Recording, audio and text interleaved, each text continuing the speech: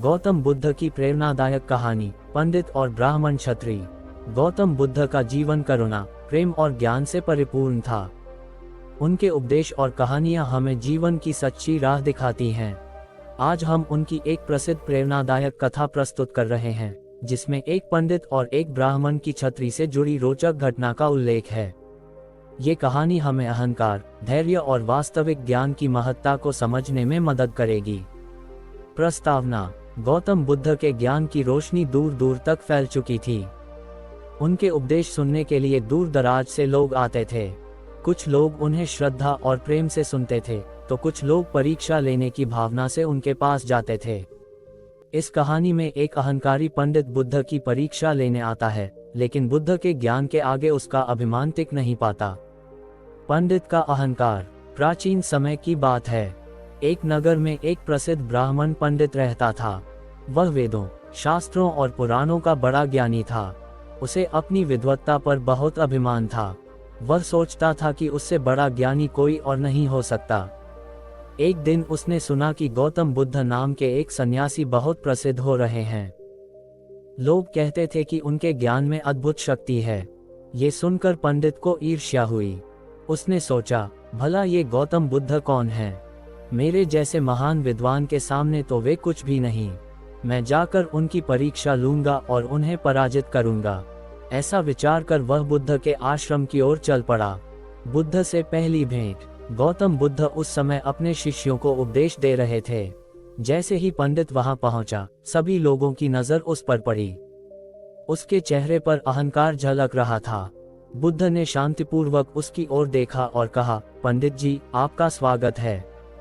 आप इतनी दूर से पधारे हैं, कृपया आसन ग्रहण करें। पंडित बुद्ध की विनम्रता को देखकर थोड़ा चकित हुआ, लेकिन वह अपने अहंकार में डूबा हुआ था।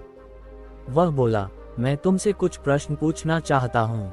सुना है कि तुम बहुत ज्ञानी हो, देखते हैं कि तुम्हारे ज्ञान की गहराई कितनी है। बुद्ध मुस्कुराए और बोले, निश्चित ही, आप जो भी पूछना चाहें, पूछ सकते हैं। ज्ञान की चर्चा से ही सत्य का प्रकाश फैलता है। पहला प्रश्न, आत्मा का अस्तित्व। पंडित ने पहला प्रश्न किया, गौतम, तुम कहते हो कि आत्मा नहीं होती, लेकिन हमारे शास्त्र कहते हैं कि आत्मा अमर होती है। तुम ये कैसे कह सकते हो कि आत्मा नहीं होती?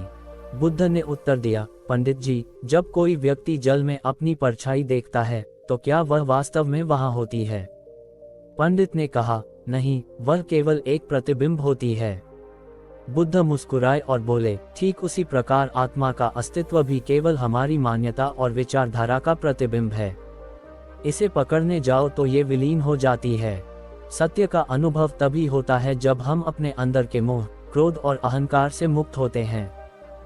पंडित इस उत्तर से निरुत्तर हो गया, लेकिन उसने हार नहीं मानी।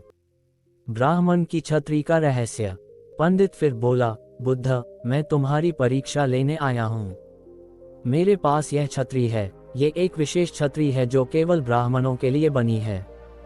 तुम कह रहे हो कि जाति का कोई महत्व नहीं, लेकिन मैं ये छत्री तुम्हें नहीं दे सकता, क्योंकि तुम ब्राह्मण नहीं हो। बुद्ध ने मुस्कुराकर पूछा, ठीक है, ये बताइए कि यह छत्री किस वस्तु से बनी है? पंडित ने उत्तर दिया, ये बांस और कपड़े से बनी है। बुद्ध ने फिर पूछा, और ये बांस और कपड़ा क्या ब्राह्मण जाति से है? पंडित चौंक गया। उसने झिझकते हुए कहा, नहीं, ये तो बस बांस और कपड़ा है। बुद्ध बोले, तो फिर ये छत्री ब्राह्मणों की कैसे हुई? ये तो सभी के लिए समान रूप से उपयोगी है। जैसे वर्षा में ये छत्री सभी को समान रूप से छाया देती है, ठीक वैसे ही ज्ञान भी सभी के लिए समान होता है। वह न किसी जाति का होता है, न किसी वर्ग का। पंडित की आंखें खुल गईं। उसने अहंकार त्याग दिया और बुद्ध के चरणों में गिर पड़ा। सीख जो हमें इस कहानी से मिलती है, अहंकार ज्ञान को ढक लेता है। यदि व्यक्ति अहंकारी हो, तो वह सच्चे ज्ञान को कभी ग्रहण नहीं कर सकता। जाति या पद नहीं, कर्म महत्वपूर्ण है। व्यक्ति का सम्मान उसके कार्यों से होता है, न कि उसके जन्म से। सत्य को समझने के लिए खुला मन चाहिए। यदि हम केवल अपनी मान्यताओं को सही मानते रहेंगे, तो नए सत्य को नहीं समझ पाएंगे। ज्ञान की छत्री सभी के लिए होती है। ज्ञान किसी विशेष वर्ग के लिए नहीं होता, बल्कि वह सभी के लिए समान होता है। निष्कर्ष, गौतम बुद्ध की यह कथा हमें जीवन में विनम्रता, धैर्य और सच्चे ज्ञान की शक्ति को समझने की प्रेरणा देती है। सच्चा ज्ञान वही है जो अहंकार को नष्ट कर दे और सभी को समान दृष्टि से देखने की शक्ति प्रदान करे। इस प्रेरणादायक कहानी से हमें ये सीख मिलती है कि हमें अपने मन को खुला रखना चाहिए और सच्चे ज्ञान की खोज में अहंकार को छोड़ना चाहिए। यही जीवन का वास्तविक मार्ग है।